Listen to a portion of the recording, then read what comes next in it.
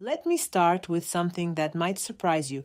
Everything you've been told about building your glutes after 50 is missing the most important piece, not because the advice is wrong, but because it is incomplete. And that missing piece, that one blind spot, is quietly undoing every single squat, every bridge, every walk you've ever taken. Today, I'm going to show you exactly what that missing piece is. And I'm going to give you 3 specific movements. No gym required, no equipment, no complicated program, that go straight to the root of the problem. Stay with me through the third one, because the third one is the movement most fitness professionals never talk about, and it targets the exact muscle responsible for the shape you're actually trying to rebuild.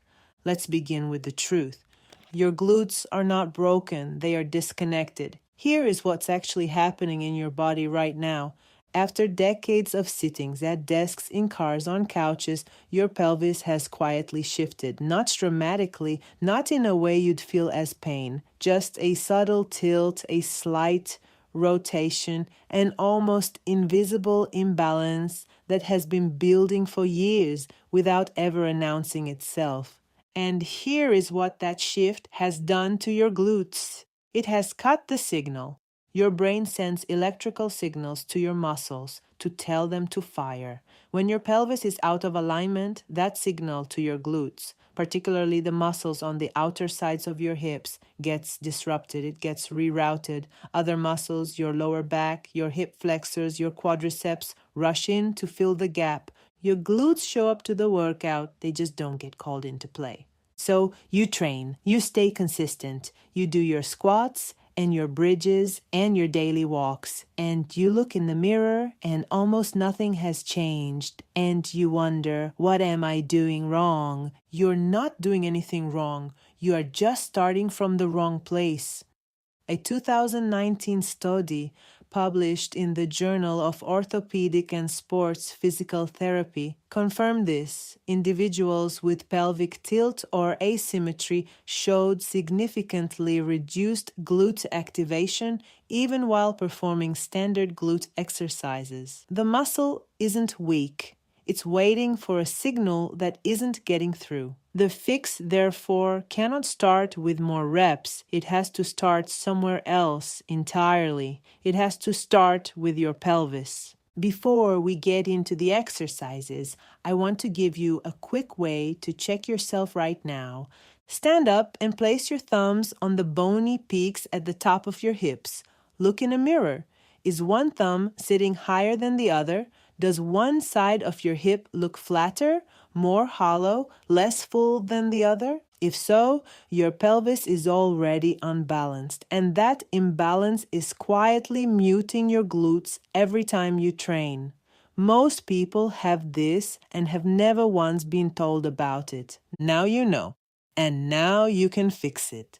Exercise 1. The wall hinge with lateral shift. This is not a strength exercise. I want to be clear about that up front. This is a retraining drill. Its entire purpose is to restore balance to your pelvis and rebuild the brain to muscle connection before we ask your glutes to carry any real load. Think of it as rebooting the system before loading it. Here is how you do it. Stand about 6 to 8 inches in front of a wall, facing away from it, feet shoulder width apart, toes turned very slightly inward, just barely, to open the back of the hips. Knees soft, hands resting gently on your hips.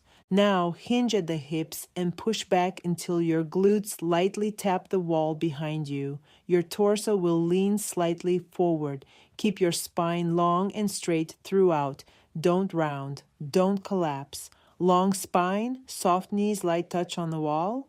From that position, shift your hips to the left. No momentum, no rushing, no swinging. Slow, deliberate, controlled. Feel your right glute begin to engage. Feel the outer part of that hip wake up. Return to center. Now shift to the right. Feel the left side activate. Return to center, then stand back up. That is 1 repetition. Do 8 to 10 of these with complete control on every single shift. 2 sets total. If balance is a concern, rest your fingertips lightly on the back of a chair placed in front of you. Now, here is the mistake most people make. They start moving their torso. Their nose goes left, their nose goes right, their shoulders twist. If that is happening, you are missing the target entirely. This is a hip movement. Your upper body stays completely still. The pelvis does the work. That distinction is everything. What you should feel is a subtle but unmistakable engagement on the outer side of whichever hip you are shifting away from. Not your lower back, not your thighs, the outer hip. If you feel it there, the right thing is happening. A 2021 study in physical therapy and sport found that low-load pelvic repositioning drills improved gluteal symmetry and muscle recruitment in older adults in as little as 2 weeks. Small movement, significant impact. The signal is back on. Now we build strength on top of it. Exercise 2, the wall-facing squat with calf raise. Most people have done squats for years without realizing one critical thing. When you squat without a wall, your body automatically leans forward to counterbalance its own weight. It happens without you noticing it. And that forward shift transfers the load directly onto your knees instead of your glutes. The wall changes everything. Stand facing a wall about 6 to 8 inches away, feet slightly wider than hip width, toes angled outward about 10 to 15 degrees, both hands resting lightly on the wall at shoulder height, not pushing, just touching.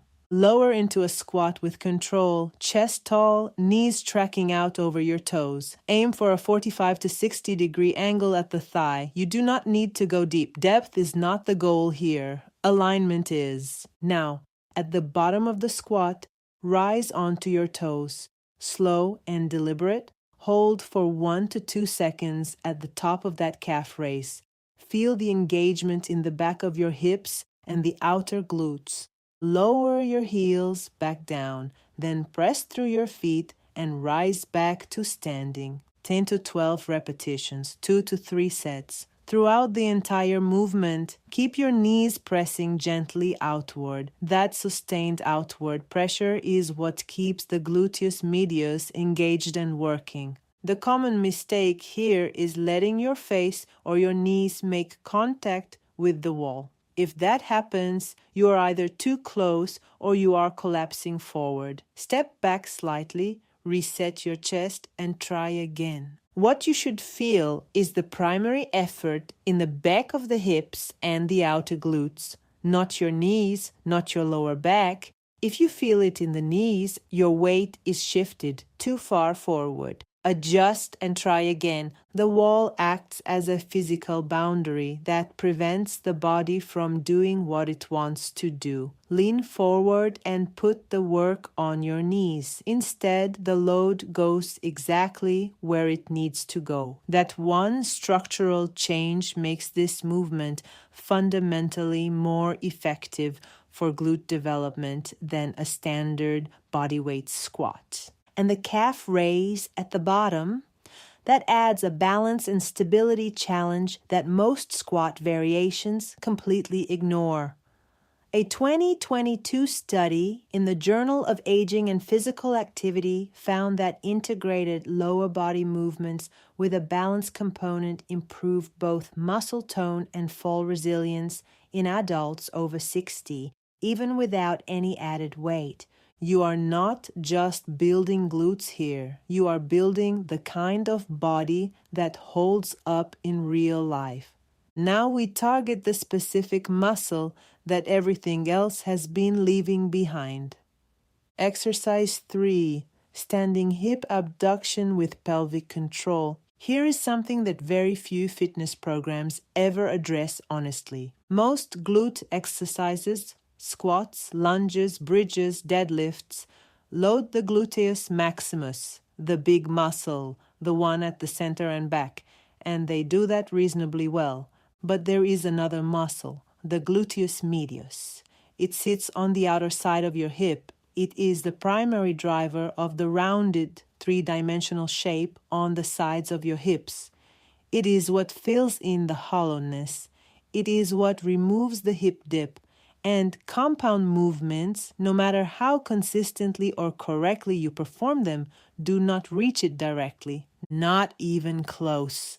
This exercise does. Stand beside a wall or a sturdy chair, one hand resting lightly on it for support, feet hip-width apart, stand tall, no leaning to either side. Before you lift a single thing, gently draw your lower abdomen in. Not a forceful brace, just a light, deliberate engagement, like you're preparing to be surprised, to anchor your pelvis in place. Now lift your outer leg slowly to the side, foot flexed or neutral. Raise it only to hip height or wherever you can go without your torso shifting to compensate. The moment your upper body tilts, you have gone too far. Bring the leg down, reset, and try again with a smaller range. Pause for 1 second at the top, then lower with complete, unhurried control. Do not let gravity do the work. Resist on the way down. The descent carries exactly as much value as the lift, 10 to 12 repetitions per side, 2 to 3 sets. The mistake people make is prioritizing height over quality. They want to get that leg as high as possible, and their lower back takes over to make it happen. Lower the range. Keep the posture. Regain control. Quality of movement matters far more than how high the leg goes. What you should feel is a clear, focused effort in the outer hip, not the lower back, not the hip flexor. If you feel it burning in the side of your hip around rep 8 or 9, the right muscle is working. A 2020 paper in the Journal of Human Kinetics found that standing hip abduction produced significantly higher gluteus medius activation than compound movements, making it a critical and widely overlooked component of any glute program for adults over 50. This movement isolates the medius precisely while also training pelvic stability at the same time. Two things that must happen together for real shape to return to the right place. The system, the sequence, the commitment. These three movements work as a system. And the sequence is intentional. The first one restores pelvic balance and rebuilds the brain-to-muscle signal that years of sitting have disrupted. The second one builds functional glute strength with your body properly aligned and your joints protected. The third one targets the specific muscle most responsible for the shape most people are actually trying to rebuild, the one that almost every training program has been leaving behind entirely. 2 to 3 sessions per week, consistent, patient, present. And you are not just training your glutes, you are building structural integrity that will serve you for the next 2 decades. You are building a foundation of stability, strength, and confidence in your own body. Here is what most people notice first. They feel the change before they see it. They feel more stable walking, more grounded standing up from a chair, more sure-footed stepping off a curb. That steadiness, that quiet trust in your own legs. That is the system working. The visual changes follow. You have been frustrated. You have been consistent and still not seeing what you deserve to see. That is not a failure of effort. That was a gap in information. Now you have the information. Now you know where to start. Start with the pelvis. Rebuild the signal. Load the right muscles in the right order and give your body the chance to do what it has always been capable of doing. Respond, adapt, and rebuild. You are not too old for this. You are exactly the right age to get it right.